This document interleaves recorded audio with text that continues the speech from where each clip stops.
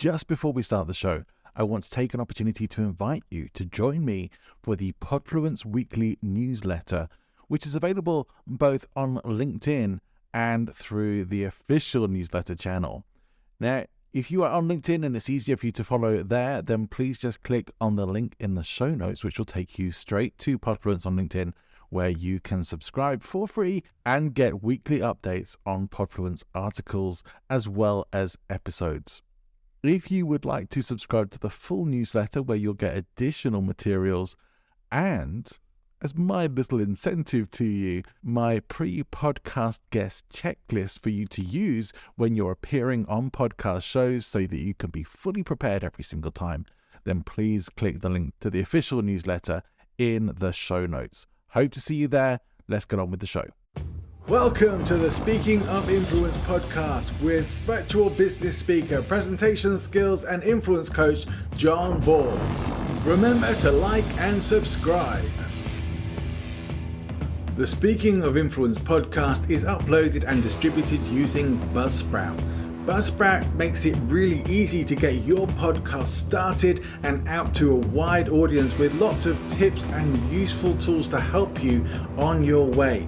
If you're interested, check the link in the show notes and start your podcast today. Okay, I'm very happy to be joined today by a lady who is very experienced in the world of influence as it comes to in a written form, the written page, not just as an author herself, but as the founder of Superbrand Publishing. I want to welcome to the show, please, Juliet Clark. Thank you, John. It's great to be here. It's really great to speak to you. And I really enjoyed the conversation that we had a little while back when planning to do this recording as well. You were an absolute delight to talk to, and you do so many interesting things as well. So it's been something I've really been looking forward to get to chat with you again today. Oh, thank you. Excellent. Tell us for our audience what it is that you do and how you came to be doing it. So I don't want to say I'm the jack of all trades, but I'm the founder of a self-publishing company. So we self-publish books, but we are also very committed to working with entrepreneurs who have businesses, because we have a couple platforms we offer that are audience building platforms. And when I say that, it's because most entrepreneurs that write books, you will never retire to that island next to Richard Branson's on the book. So we need to figure out how we can gather that audience, not only for your book to use it as a loss leader, a way for people to get to know you, but for you to sell more products and services because of that book. So yeah, and I know from many people in the sort of branding and even personal and professional development industry, a lot of people talk about how important it can be to have a book.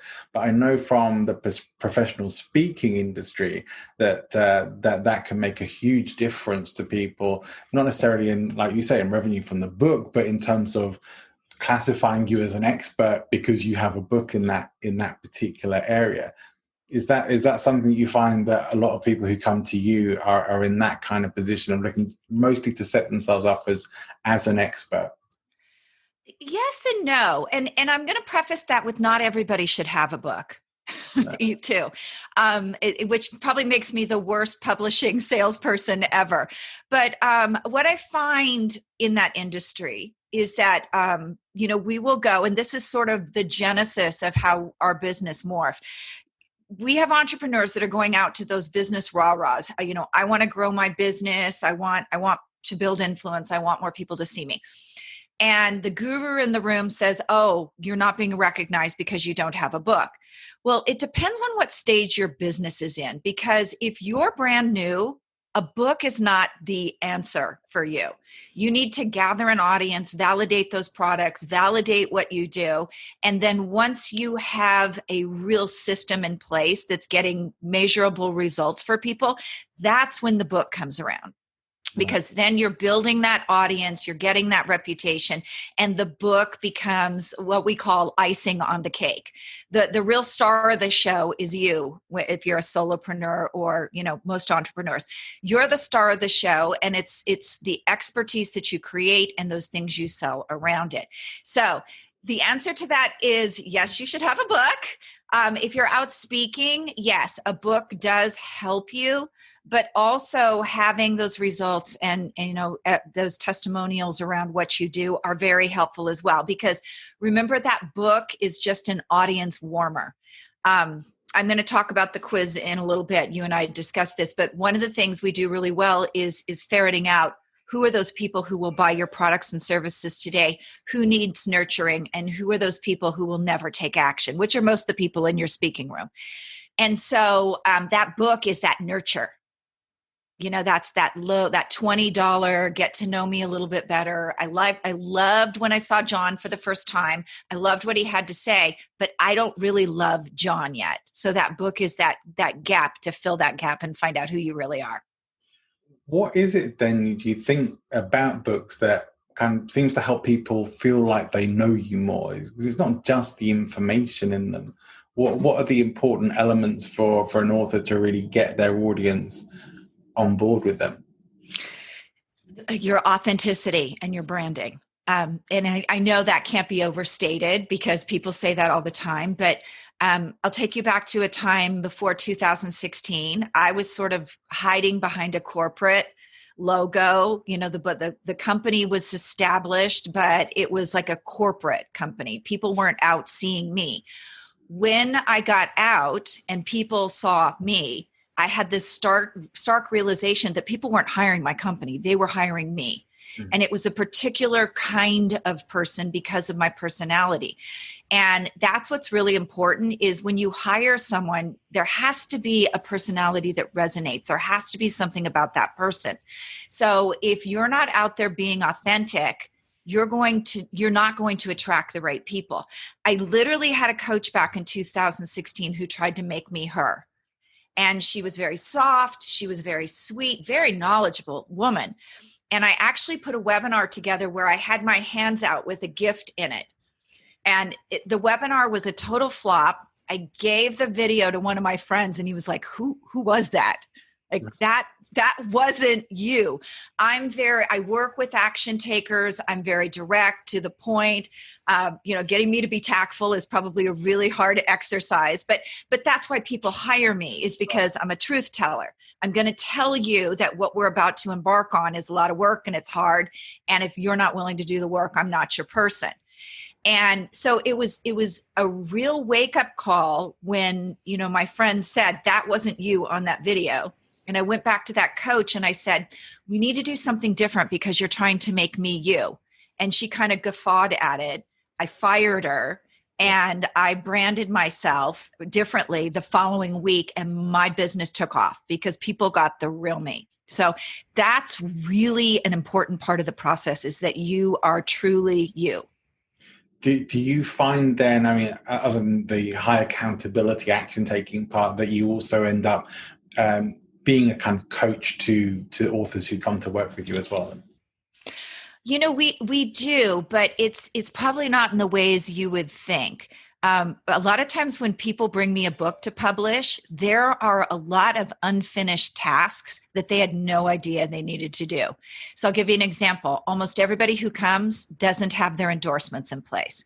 They don't have somebody writing the foreword who can meaningly sell their book. So I'll give you an example. Nicole Vick, who just published her book, she came to me in January of this year. We didn't get her book published till almost June because I had tasks that she needed to do to make that book hit number one. And so that's what I mean about the work. A lot of people come into this thinking, I'm just going to put my book up and that's the end of it. There's a lot of work to it. Yeah. It's interesting that there's so much work to be done other than just writing the book. There's writing the book's only a small part of what actually is involved in the process then, really. It's the easiest part. And that's why it's so important to start that platform. Yeah.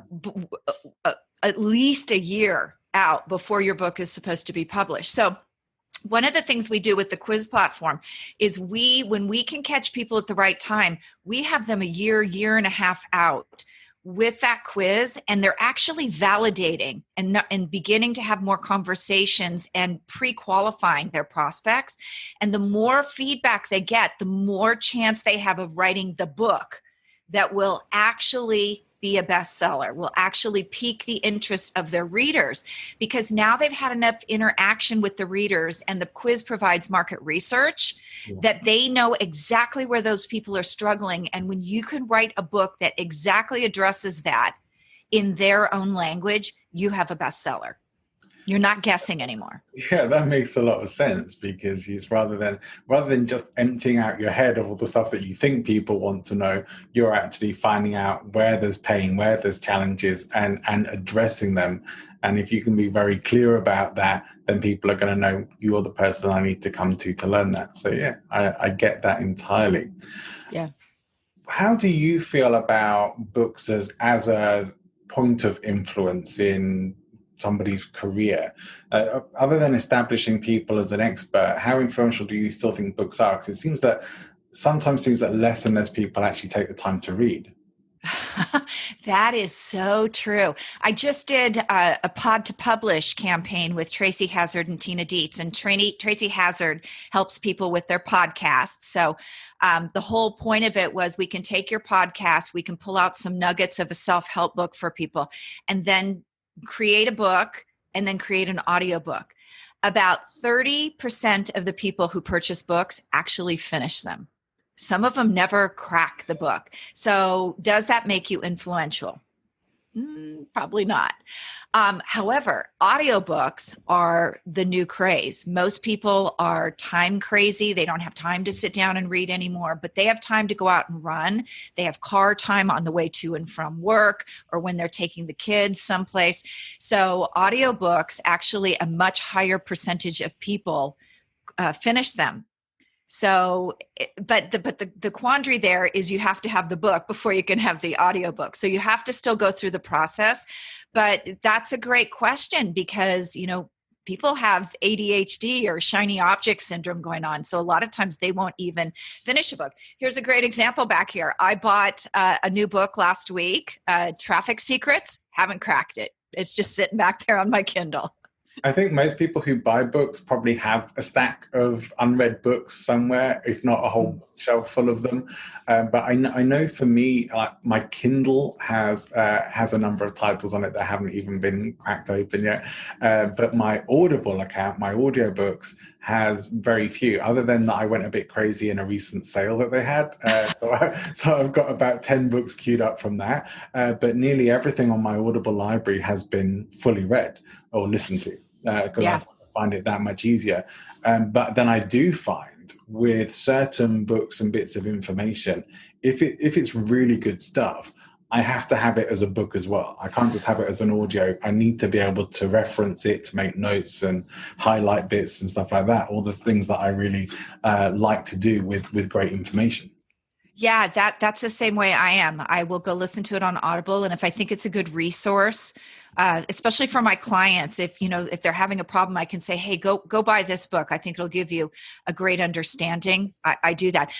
Donald Miller's Story Brand, like everybody should own that. And that's one of them that I listened to Audible, and then, I went and bought the book. I was like, this is a good resource for people. I think I heard you mention that in our conversation previously, and I've put it on. It's in my library waiting. So thank you for that recommendation. I'm looking forward to that. In terms of the world of publishing, you have done some of your own publishing. You are an author yourself. Can you tell us a little bit about your journey towards that? I have a very long and tattered journey here. Yes, right out of college, I worked for Price, Stern, Sloan, and HP Books. They're traditional book publishers. And from there, I went over to Chiat Day Advertising, and I worked on the Nissan account, $1 billion account, and from there to Mattel Toys. And at the time, you know how when you're living in it, you're like, what the heck am I doing? Like, I went from publishing to advertising, and then I went into real estate. You think, well, this makes no sense. But then in 2007, I was going through a really ugly divorce. I wrote my first mystery novel. I'd always wanted to write a mystery novel. I'm a huge mystery novel fan. And my horrible divorce created a situation where I killed my ex-husband in the book, and everybody knew it was my ex-husband who read the book.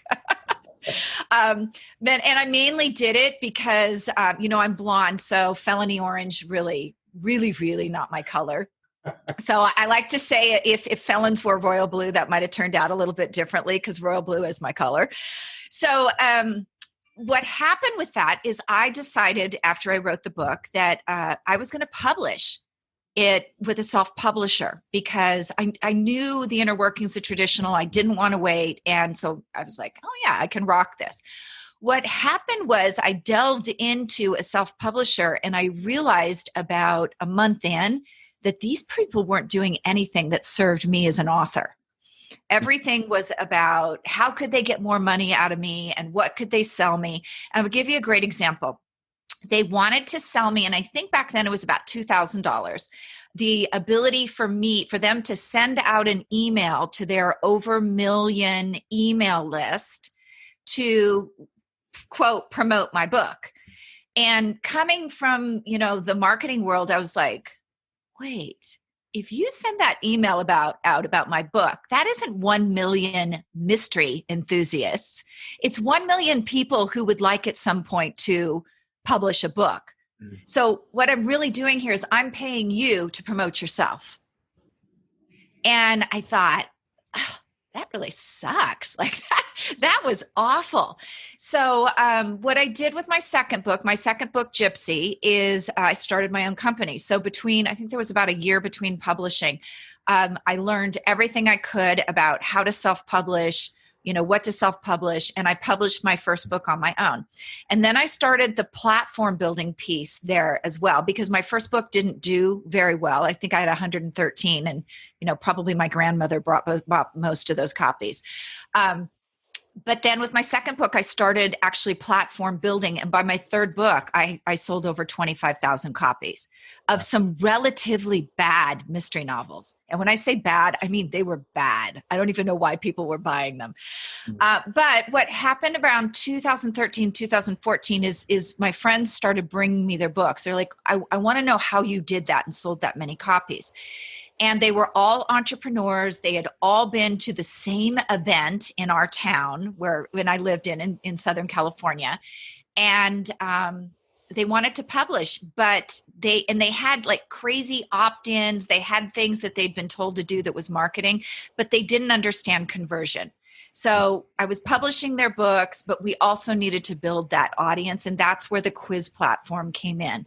Because at the end of the day, those people really needed clients from that book and from their services. They didn't just need to sell a book. So that's how we got to where we are today. In 2016, we really started pushing the quiz platform out the door as a platform building. And that's when the authors or the speakers and podcasters came in too, because they were like, I need a tool that is research, audience capture, and lead capture and lead qualification. And that's really what the platform does. So it allows you to have more conversations so that you can start to query and understand the feedback that your potential clients are giving you. I can remember for myself getting in on some of the earlier days of Kindle self-publishing and getting some short information books out there. Now, if I did now what I did then, nothing would happen. Like I just literally wrote the books and published them and got some sales.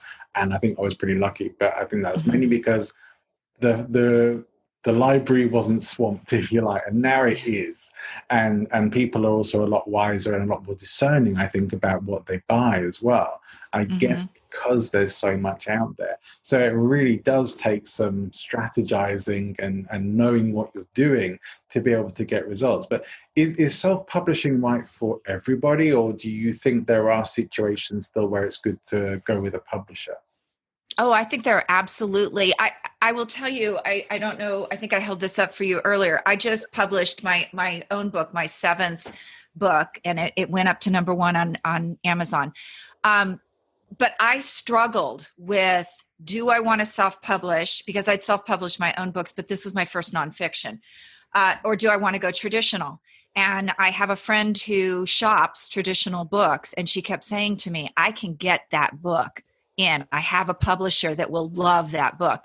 And I really went back and forth. Traditional would give me more credibility, but I would have to wait. And would they take my voice out? And, how would it serve me in other ways? So I have a book funnel with that where you can get the free shipping book funnel. I probably wouldn't be able to do that with traditional. And that book funnel and the quiz I have with it, those allowed me to generate leads and bring more clients in. So I would say a couple things. It depends on your goals, and it depends on, are you going to use a writing coach or aren't you? Because you should never write your own book in a professional sense and try to sell it to a traditional publisher without assistance, either a ghostwriter or a writing coach. Because we have that tendency when we write without that to sort of do what I call a vomit book or a barf book, where there's too much information in it that we don't need to solve the problem we need solved. So that's something you really have to carefully weigh, and it should be something you do before you write the book, because if you want traditional, you need to work with someone to write that proposal and get it accepted. So it really depends on what your goals are and where you see yourself going with it. Yeah, I can remember having submitted some book proposals to publishers myself in the past, that doing the proposals was almost as much work as writing the book, for the amount of information that they ask for, and that they kind of want you to have your whole marketing plan essentially done for them. And I was kind of wondering, well, what, other than adding their name and the printing press, what are they actually bringing to the table? Some of my clients who have worked with publishers before have said as well, like you said about having to wait, that they've had to wait, they've had to edit. A good friend of mine who's been published through a publishing house, she has said that in terms of writing books, advice she gave to me was write several chapters and an outline, and don't do any more if you're planning to get it published, because if you have the whole book and deliver to them, then they feel that you're going to be more resistant to changing elements of it that they might advise you to change. Is any of that true with the process that you use, or would really somebody come to you when they have the full book? I mean, is the best time when the idea is there rather than when the book is written? So again, it depends on your goals. We get people who have an idea, and I tell them, if you would like to really make this a great book, I have some people I can refer you to, because I don't actually work with them on the writing piece. I'm a great storyteller, but I'm an awful writer. I'm so heavily edited by my editor.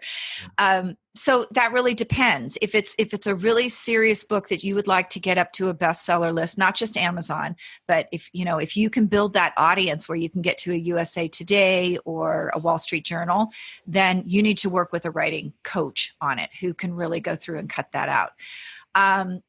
For me, most people bring me the book after the writing coach, and then we have to figure out the marketing. And that's where I said we kind of hold them off, because the writing coaches don't do the exercises with them that I do about, endorsements and how are we going to promote this?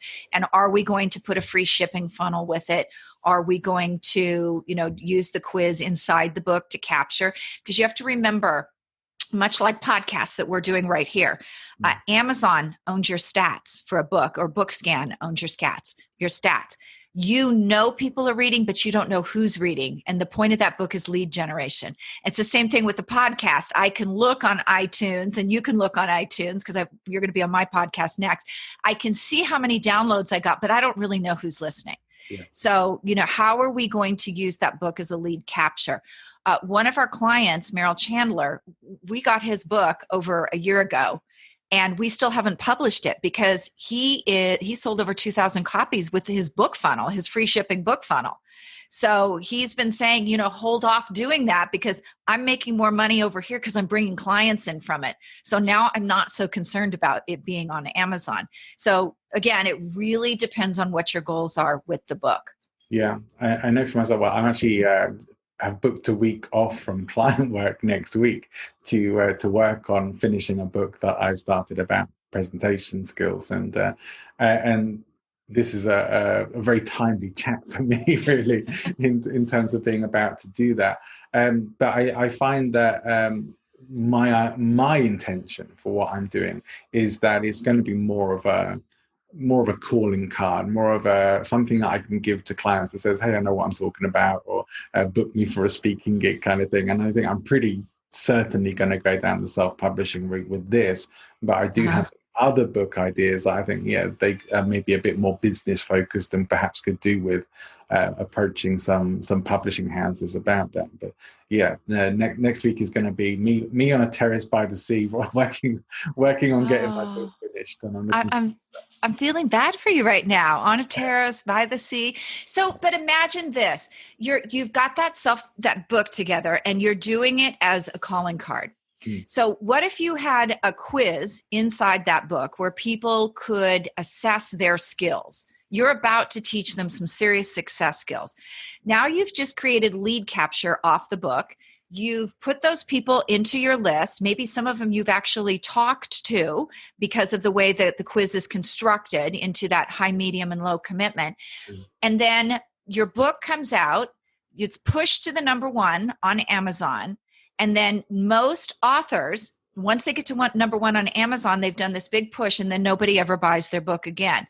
Then a couple weeks later, you're out speaking, you're using your quiz, you're continuing to gather leads from it using that quiz in your talks, and you're driving them to the free book funnel where they pay shipping and get your book for free and then upsell into a smaller program. You've just created a whole marketing plan that will serve you for several months after that launch, and even further if you're using your book for speaking. So that's what we do, and we do very well, is that piece right there. That sounds really good. And you often hear people talking a lot about funnels, and that's certainly sounds like a good one that you're talking about. Can you give us a bit more of an idea about what the quiz looks like? What gives you take people through there? Yes. So what we do is we take your key product, program, or service, and we sit down and we discuss what are the success principles of this. What does it look like when you're talking in front of an audience and you're telling them with I'm going to use you as an example, presentation skills. What does it look like when you're successful with those presentation skills? So what we do is our quiz platform breaks that down into categories. So you probably have a signature program that has 3 or 4 top categories of success. Then we craft the statements so that when you have people take out their phone at an event, because we incorporate it into your talk, they can actually go to a URL in the room and take that quiz right then and there and find out how much they know about that process. And with technology that success is like, it changes pillars frequently because we have new updated technology. People don't often know what it takes to be successful in a certain area. So #1, you're defining success for them. It's a 3-minute experience. So by the time they get to the bottom, they already know they know you. They can see those gaps and they're like, whoa, I've got whole categories here that I'm not achieving success in. So you're showing them that they actually need you. And then at the bottom of the quiz, or towards the end, there's a section that is what we call a commitment section. And we actually ask them on a scale of 1 to 10, do they want to solve the problem? And of course, we position that differently. Are you willing to invest? And would you set an appointment if you qualify? And based on that, there are 3 different autoresponders inside. The software is self-contained. So somebody's a high commitment and says, yes, John, I want to solve this problem. My presentation skills aren't where they need to be. I'm willing to invest. And if I'm eligible, I'll set that appointment. They're going to get your calendar. So now you have somebody who's highly invested in learning more, that you have a high probability of closing. There is a medium score in there. Those people, they just may be seeing you for the first time. They love everything you have to say, but they don't know who John is. Those are the people that, you may or may not want to give your calendar to, but you definitely want to nurture. Those are your book people. They need a book, so give them the opportunity to buy it. And then in any room that we speak in or any summit we're on, there's probably that 80% that is not, they're never going to take action. They go in your list, you give them a few things, they're going to hit rock bottom before they come around. So now you've created a situation where you're speaking to those high commitment people, nurturing and speaking to those medium commitment people. So you're talking, pre-qualifying and talking to the right people. instead of out convincing people who will never spend money that they need you. So that's what we do with that quiz. It's all custom. We do all the copywriting on it. We decide the funnel pieces, where we're going to drive traffic. And then my staff goes in and builds the first one. It's actually what I call a smart lead magnet, because we've been running on this exchange for a long time that I'm going to give you a piece of my genius. You're going to give me an email address, and, wink, wink, you're never going to open that email. It's highly probable that you will never open my piece of genius, but I'm going to call it a relationship. So all's good for my ego. So this is something that's actually interactive and gives you a lot of market research, because you can see the patterns as people are taking it. And also the ability to get feedback and schedule those appointments. The other quiz platforms that are out there, they're very ego-driven, and most of the time people will not book an appointment with them. Sure. I've seen some stuff around the quiz things. I haven't had that much time to investigate it before, so I'm glad to be able to get to talk to you about it. I think the one person I had seen a lot of stuff coming out of this from was Ryan Levesque. Ryan Levesque. Yeah, he's very good. Yeah, so I just haven't had much time to actually go ahead and check out what he was actually doing there. But I know a few of my friends signed up for that as well. And I did get to chat with I don't know if you know Lauren Pibworth, but she was a guest on my show a while back, and she uses a quiz funnel to bring people into her business as well. Although she doesn't, I don't know if she actually sets that up so much for other people, but it was great to see that in action. And she was saying about how good that is. But I think maybe she does set that up for people as well, but in a different way. She's not doing publishing. She's doing like online marketing for people. But this sounds like a really good way to go forward, because saying that these are just things that mainly, if you think you want to write a book, you don't necessarily think that all of this is going to come with it as well. And there's a lot more than just getting the book out there. Absolutely. And we do have a lot of online marketers that use it that don't even write books, because they can lead capture, especially, and I think I told you this before, when COVID hit, I thought there was that week where nobody did anything. They were just shell shocked. And I was like, oh my God, my business is over. And then it really upticked, because people realized that the lead magnets that they used back in 2016, 17, 18 were not interactive enough for, the new paradigm with, people want contact. Yes. So we were swamped April and May and even into June.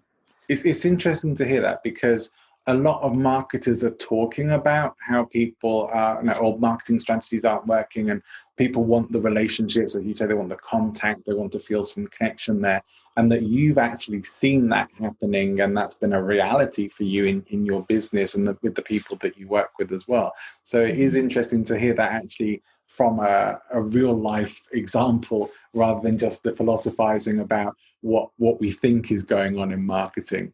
Which is a big difference, right?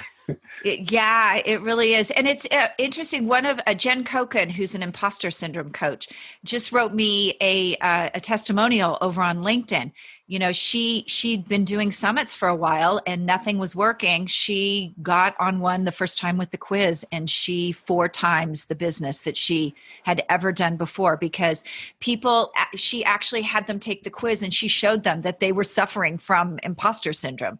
And that's something you probably wouldn't even connect with or realize without that quiz, when you're actually self-evaluating and saying, oh my gosh, that is me. And that is me. And you know what? I better buy Jen's program. What are the kinds of books that you most like to work with, help getting published? Anybody who has an online platform of some sort. It's a little more difficult for the people who write the book before the business is really established. We've had a few of those this year, but our people who have an online platform it's really been successful with. We have a book coming out in the fall from Jane Fonda's personal trainer for the last 20 years. And connected to that is a platform that trainer has been putting together, where you can subscribe for, I think it's like $20, $60, and $100 a month, and actually get, the workouts that she works with celebrities with. and, go online and do the videos and all that. Stuff like that for me is really fun because I really get to see a lot of a business in action and what people are doing with their marketing as well. Yeah. So you get to build some pretty cool relationships as well through your work. I do. I don't take anybody I don't love. I hate to tell you that. If I tell you no, there's something that's like going off in my head, like this person isn't going to do the work. And this is horrible for coaches. But I feel bad when the work isn't done. And I shouldn't. It's not my personal responsibility, but I want to see everybody I work with be successful. So if I get any inkling that the work is not going to be there, I say no. So, because I want to work with fun people that I don't have to nag. Yeah, absolutely. I do work for a coaching company where they send me clients, so I don't have a lot of control over that so much. But although if it's really not a fit with that person, then I can definitely say, I think maybe you should work with another coach. But in my own private business, where I get to select who I work with, I only select people who I know are going to actually do this, who are positioned, leveraged, motivated, and really ready to go, and they're going to show up. Because one thing I don't want in my own business is people end up being dissatisfied if they get partway through something and they sort of lose interest in it, or get distracted onto something else and they don't actually follow through and finish it. And it's frustrating for them and for me, and must be similar for you in that position as well. But also, there's so much that needs to happen before the book goes through as well, that if you're sort of planning everything ahead to the publishing, that's a big frustration. Mm-hmm. That's definitely true. We sit down at the very beginning when they bring us the book and we craft out a schedule. And some people are really freaked out by it. They'll come in and say, I want the book released we just had someone do this, by September. And when I gave them the list of things that had to be done, they were like, this isn't happening in September, is it? Well, not unless you want to work 24/7. How important is it these days still to get onto bestsellers lists with releasing a book? That's a really good question. So the Amazon bestseller list is easy to get to, and consequently, so many people have cheated to get on it that I don't think it matters much. We do have a bestseller program, but we don't charge as much as the other people because we're literally working with you to leverage lists for it, lists and social media. And so it's pretty easy to get you there if you'll do the work.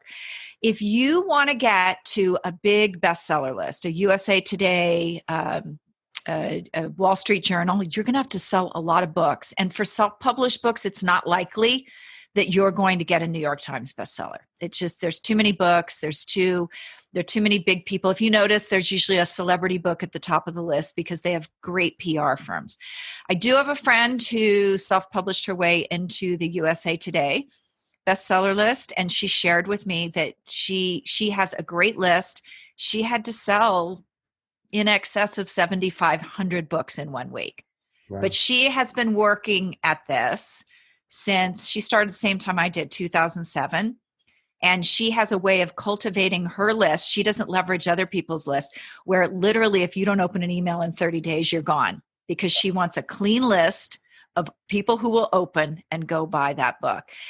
But the way that served her, because a lot of people are afraid to delete from their list, the way that served her is she just recently made the New York Times bestseller list because she was a co-writer on another big author's book. So it depends on your goals, and it also depends on how much money you want to spend, because I have people who can get you to a New York Times bestseller list, but you're going to pay a lot of money to get there. Yeah, I can well imagine. But like even getting to that sort of level of sales, does that not get to some level of profitability, or is it really still a bit of a loss leader for setting you up for whatever? There's profitability there. If you're with a traditional publisher, you're probably going to get $1.50 a copy, but they may or may not have given you an advance too that you're working off of. So there's profitability there, but ultimately, even those people making the bestseller list, they're making money from their products and services as well. Because when you have that many people buying, there's a really good chance that they're going to come in and buy some other things from you. They're following you for a reason. Yeah. I know that a lot of the people who are doing self-publishing these days are also doing online courses and programs alongside with that. And from what you're saying, it sounds like it's maybe better to have the online courses and programs developed first and Yes. then move into the book writing after you have some level of success with that. Yes. And I'm going to bring up 2 points there. If you want to do that free shipping book funnel, which is a great way for people to experience your products, you need it developed first, because if you've ever used one of those, you're going to buy my free book for, and you're going to pay shipping. So I think it's $8.87 when you go through my funnel. But as soon as you click that, you're also going to get an offer for a $97 program that you're only going to see once. So that's why you need that in place, is because it's going to come up automatically as an upsell on that funnel. So that's the first thing. The second thing, if you're working with a self-publisher and they give you a contract, you need to read it carefully. We just ran into a situation where one of my past clients worked with a writing coach. And as part of that, he referred her to another company. She brought me the contract, and they published your book very cheaply, but there was a little clause in there that said that they get 30% of anything you sell online. For her, she's making about $200,000 a year. So when I pointed that out to her, I was like, are you willing to give them 60, 70, I don't do math well, $80,000 of your profit in order to just pay them $1,000 to publish your book? And she was like, absolutely not.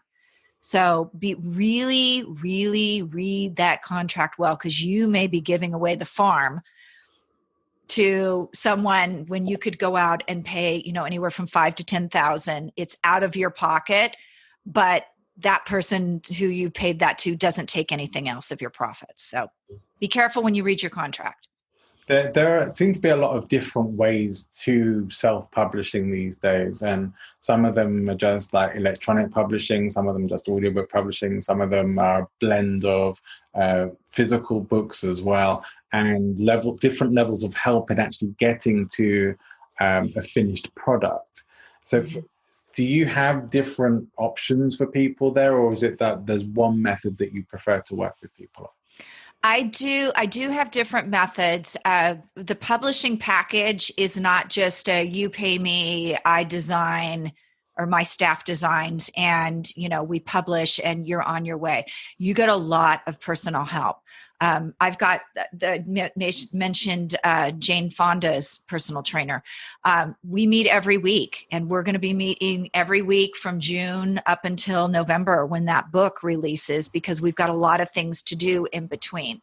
So that is our basic publishing package. We really only have one quote publishing package, but the add-ons with the quiz and the add-ons with the book funnels, and we can do some Amazon advertising. So we have the one package, but then there are add-ons to it that are marketing pieces. Okay. On average, how much is the investment for people to work with somebody like you? So if you just want publishing, it's $5,000. If you work with the other pieces of it, it's $12,000. So once you get those add-ons on there, and even though it sounds like a monstrous piece of money, remember you're also learning how to market your business in a better way. So the ROI on it is, I think I mentioned Jen Kochen. Yeah. She literally, when she wrote the testimonial, she's like, I got my money back in one talk.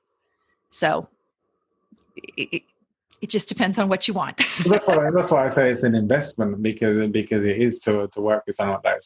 It's not a cost really. You should, if you're going to be able to earn that back really quickly through talks and courses and whatever else, then it's really a small price to pay for reasonably fast result. Most people are not going to create that level of success or that higher quality of funnel in that short a time, especially if they're new in the industry or new to marketing or business. So I think it's great to have people like you out there now, because I know when I first started in self-publishing, there wasn't a lot of advice. and there wasn't a lot of people out there saying, oh, this is how to do it. I think all I really was able to find at that time, there probably was a Kindle book on it, I should have looked, but the only thing I really found was from Kindle Publishing showing me how to go through their process. Whereas now there are lots of people teaching with books, how to write books, how to get published, how to self-publish, and how to finish your book, how to structure your book. There's a lot of help out there right now, and thank goodness as well, because we need better quality books. Because I know that in my earlier days of having looked at when I think Amazon Kindle was sort of still in its infancy somewhat, that some of the quality of books that were appearing on there wasn't always so great. Well, some of them still aren't so great, but if you remember back when you probably started around the same time I did, that Kindle free was the way to go. You could really get a lot of eyes on your book if you did the KDP program. Yeah. Today, I have to keep all of my clients out of the KDP program because you're committing when you sign that to not sell that book anyplace else, which means we can't put it on Barnes and Noble. We can't put it on a website. We can't put it anywhere because Amazon, this from being back then, everybody found ways to cheat the system, and Amazon has feelers now that go out and they know everything and they will boot you off. So, because they're listening to us right now, Juliet. Yeah, I know they are. But when I look back over the last 10, 15 years, every single big writing coach or publishing coach, not every single one, but most of them that had something where you could spend $5,000 and go for a weekend, they basically had a plan to cheat, and Amazon shut their way to cheat down. They caught on very quickly. And so, you got to do it the right way. Yeah, absolutely. Which means for many people, it may mean that they do have to take that time to plan anyway. And where should people start? So I'm thinking, I've got a book idea, and a lot of people do, especially in the sort of coaching and training and personal and professional development area. A lot of people think a book would be a good idea, or I should write a book in my area. What should they actually think about then when they're getting started with that process? I would start them with the quiz. Let's go out and validate your idea. And let's have you talking to people that are taking that quiz now that you've created a space for conversations, and really find out, look at the patterns of the people taking the quiz. Is that the right book? Have those conversations with people and really have your ears open for, am I writing the right book that's really going to help people? Because if you can do that, you've just validated your idea. And not only have you validated your idea, but you probably got some other ideas about how you can connect a program to that book, or how you can connect some other marketing ideas to that book. The number one reason that people get in trouble with coaches and marketing and all that is they have a great idea. They go out and they shoot a course, they create a course, they shoot a course, they put it all together, and then they go to sell it, and they're looking for an audience. If you've built your audience first and then deliver, it will sell. If you do it, as my father used to say, ass backwards, it's going to be a flop. So you use that quiz to validate your book idea, your course idea, your marketing idea. Yeah. So there really are no shortcuts to bringing a book to market these days. There really aren't any, unless you're really super independently wealthy and you can pay a lot of money just to pay people to do it.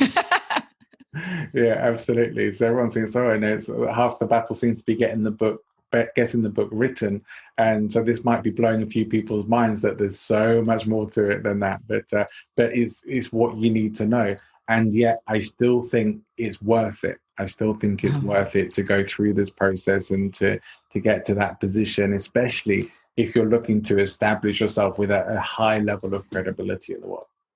Absolutely. And I'm just going to mention here, not to pump my book, but this book right here is 77 pages. If you're out writing a big, long, 200-300 page book, more than likely people are not going to get through it. If you have a principle to teach, keep it short, keep it under 100 pages, because people don't have a huge attention span. So don't think you have to go out and write a novel with that first book either. So your book there, I think that's really good advice. Your book there is maybe a lead magnet for you. Then is that right?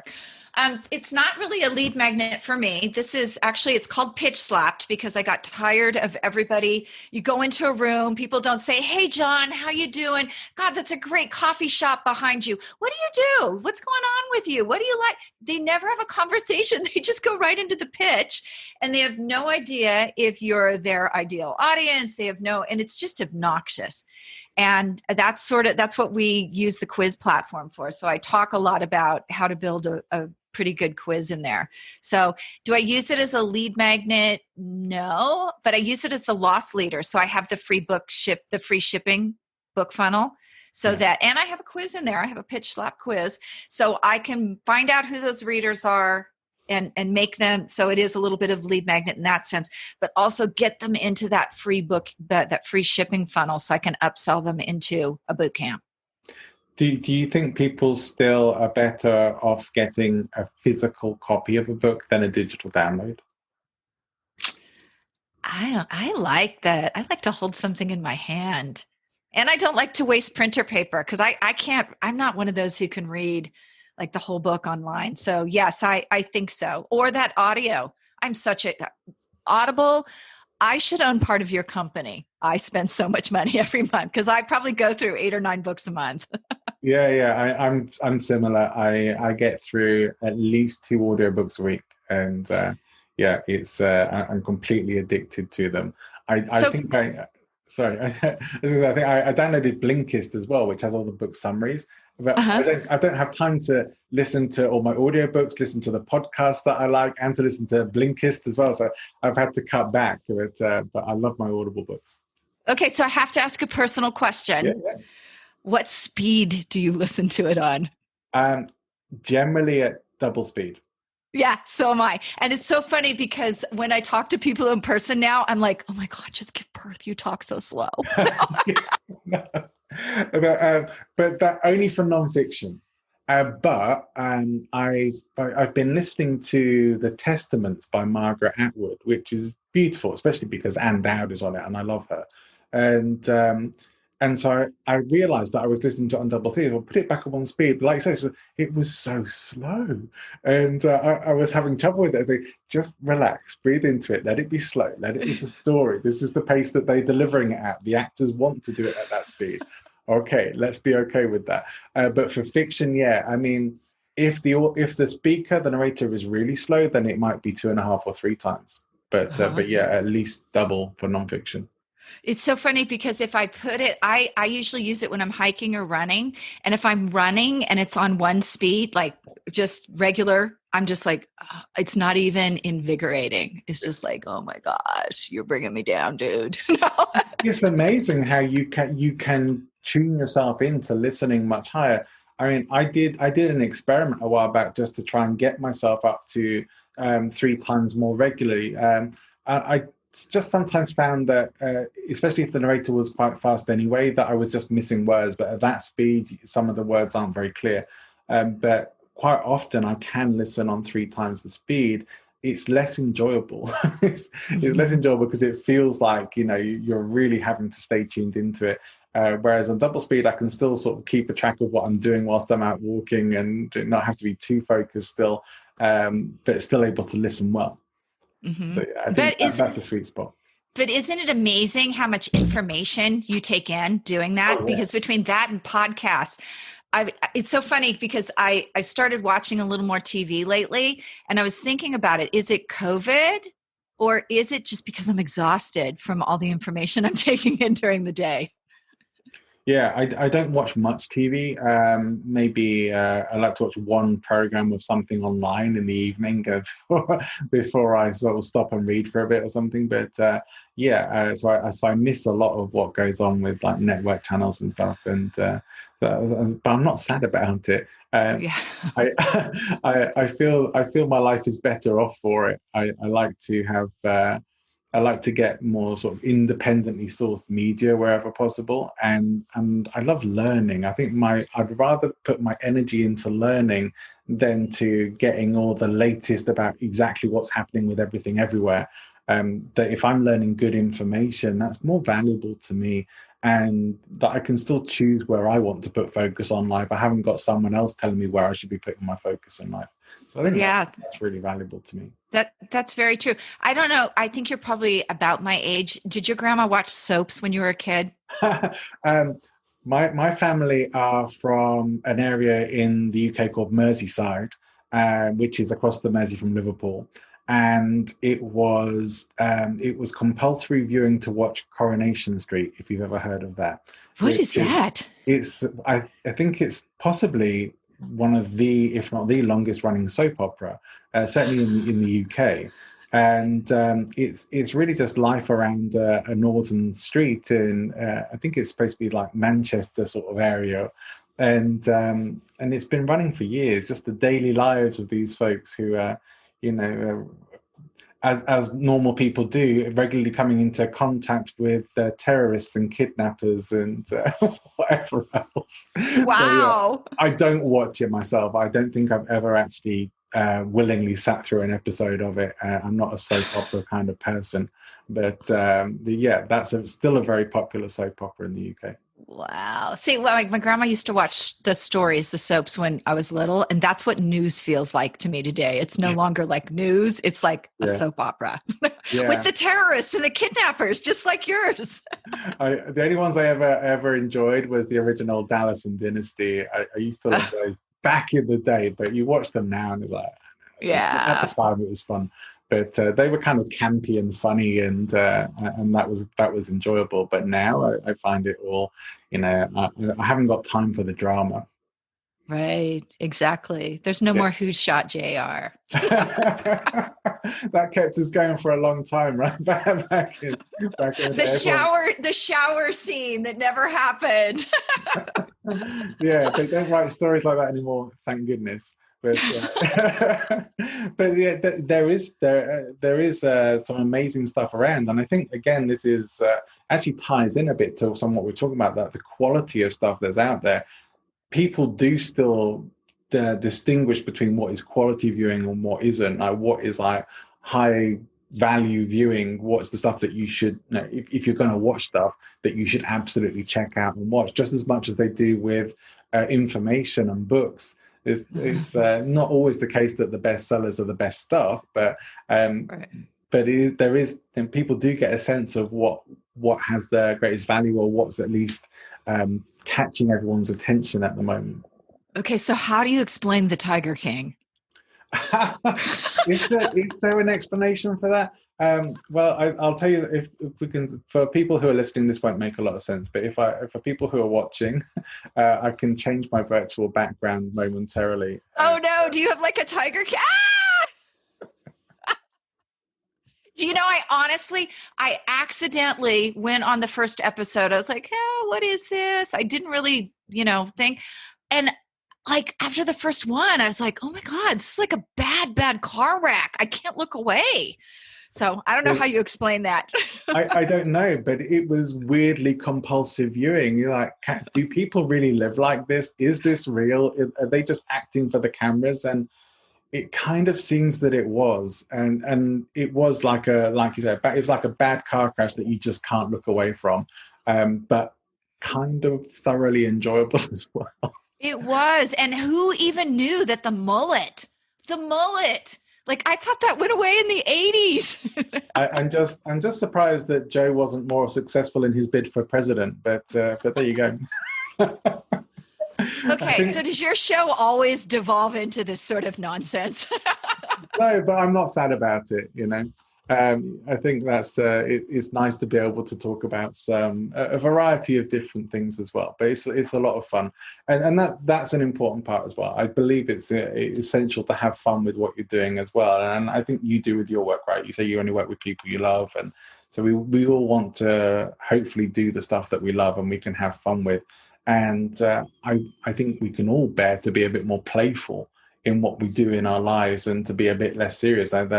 The news and the world kind of seems like it's telling us to be serious all the time. Like, well, I don't think we actually have to go with that. We can still choose how we want to be experiencing our lives. And that's why I try not to pay too much time, not to spend too much time with it, not to pay too much attention.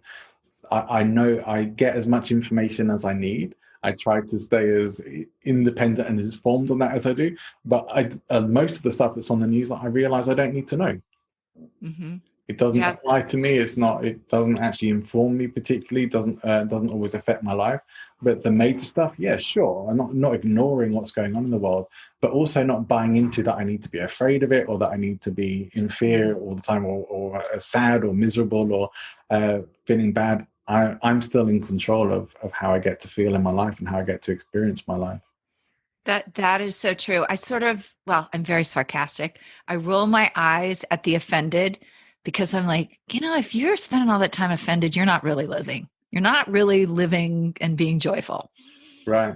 I like, I think you know who Stephen Fry is, but he's quite a well-known British TV personality, and he said something along the lines of that people say I'm offended as if it should really matter, as if they've been really hurt. It's like, well, you say you're offended to me, and I say, so what? Right. So what? What does that mean? It's like, do you have the right not to be offended? So I think there's a big difference between trying to be mean to people but you still have to choose to take offense. And again, it's this thing of people playing the victim in their lives, right? And thinking, no, you're against me, you're trying to get me. It's like, well, they're not actually making you feel anything. It's like maybe pushing buttons for you, but that's all happening internally. That's your response to it. That's what's going on for you. That means you have something to deal with. You should actually thank them for enlightening you that, I have something I maybe need to work on here because this is triggering me. I love that, because that's how I feel when someone says they're triggered. It's like, well, you've got a lot of work to do. I don't have any work. My work here is done. Yeah, exactly. I don't set out to upset people. That's never my goal or mission. And I hope that I treat people with respect and decency and kindness. But if somebody's going to get upset about a joke or something that wasn't ever intended to cause upset or offense, then it's them who have the problem and not me. I will apologize if I feel that I need to, and if I've made a mistake, I'll work to correct it. But ultimately, I'm not out to hurt anybody. I aim for kindness in my life, and I aim for having fun in my life. And if people don't like that, they don't have to be around me, and they don't have to listen to me. Well, I like being around you, so there, you didn't trigger me. I don't know the Tiger King. You're close. we might have to move away from Joe Exotic for a little while. Change that virtual background back to what it should be. Yeah, it's important to have fun in life and to do the stuff that matters to you. And like book writing, authoring to me is mission stuff, and it should be doing what's important to you. I've been listening to a book this week on Stoicism. In fact, I listened to it as an audio book, but I know it's from a guy who has online courses about Stoicism as well, and really focused on Marcus Aurelius, the Roman Emperor Marcus Aurelius, and how he was thinking. And he talks really about this, about that people can insult you, but better to decatastrophize all your situations and kind of say, well, I note that you insult me, so you're not actually responding to it, just having an awareness of that's happening. It's like, okay, well, you've insulted me. Okay, you've insulted me. You're the kind of person who does that. And it sort of takes you out of it, gives you a bit of a step back from it as well. So few of these things actually really causes a hurt or a slight, unless we respond to it, unless we get angry about it and have those reactions. And the aim really is to sort of say, well, there can be terrible things going on, and there are terrible things going on in the world, of course. But how we respond to them is something we still have control over. And we can still keep our inner peace. We can still keep our inner happiness, even in the worst of times. There's people who've had terminal diagnoses and still maintain happiness in their lives and say, okay, I'll deal with it. It's not what they want. It's not ideal, but it is what it is. And not going to let it suck the fun or joy out of whatever time is remaining. Absolutely. You have to learn to make margaritas from lemons. Absolutely. Yeah, I like that. I haven't had a margarita for a while. You might have just inspired me. There you go. I'm wondering how people can find out more about working with you and coming to find out more about your quiz and the process of getting to publishing a book with you. Well, I'll invite you to go over and take one of our quizzes. You can find it at www.leadlogicquiz.com. Or you can shoot me an email, Juliet, Juliet, at superbrandpublishing.com. Just identify yourself as you heard me on John's show, so I can give John a little bit credit and thank him. But those are probably the best ways to get a hold of me, or over on Facebook or LinkedIn. I'm always on Facebook, out offending people every day. It's what I do there. It's my gift. There you go. I spend less and less time on Facebook. My LinkedIn is my social media platform of choice these days. There's so much less political stuff going on there, and I just like to keep out of it. And all the people posting and sharing conspiracy theories and stuff recently, it's like, yeah, okay, but again, I don't need to know about it, and I'd rather not. So I just take a step back from it all and keep myself on LinkedIn and focusing on business and connections and relationships, which is my happy place. See, that's so good. Tracy Hazard and I just gave up our Marketing Monday show. We don't know if it's ended or we've just paused it, but we saw the election coming up and we're like, yeah, I want to be on here less and less. So let's just pause the show for a while and figure out what we're going to do with it, which is funny because we get so many likes now. And we're like, we literally talked yesterday and we were like, did you see all those likes we're getting? Like, we're not even doing anything. A lot of people are moving over to LinkedIn and other platforms these days. It's interesting. And so I wonder what the future holds for Facebook. They're looking a bit beleaguered these days, but it'll be interesting to see.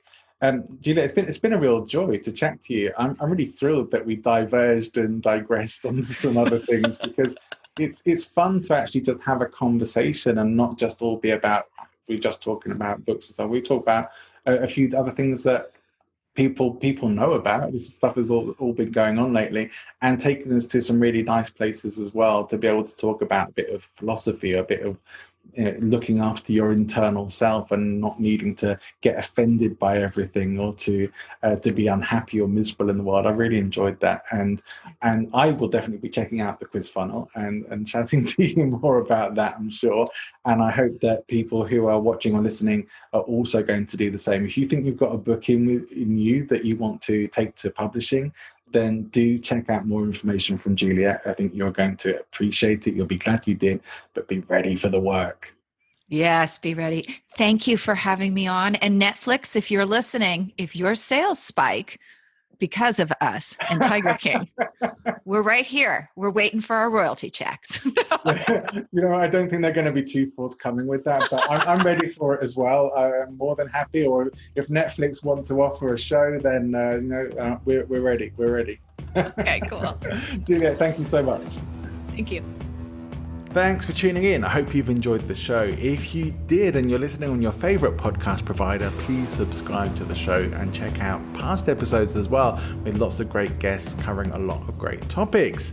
Next week, I will be speaking with professional comedian Melanie Gale, continuing our series on humor in presentations and adding a bit of comedy into our speaker tool belts. She was a lot of fun to speak to. I know you're going to enjoy that. I'm going to be putting out some extra bonus episodes as well, so look out for those too. If you are a YouTube viewer watching the show, please like and subscribe to the channel and leave us some comments. If you think you'd be a great guest on the show, or you know someone who would, please contact me, John, at presentinfluence.com, or contact me through LinkedIn or through my website, presentinfluence.com, and I'll look forward to seeing you on another show again very soon. Have a great week.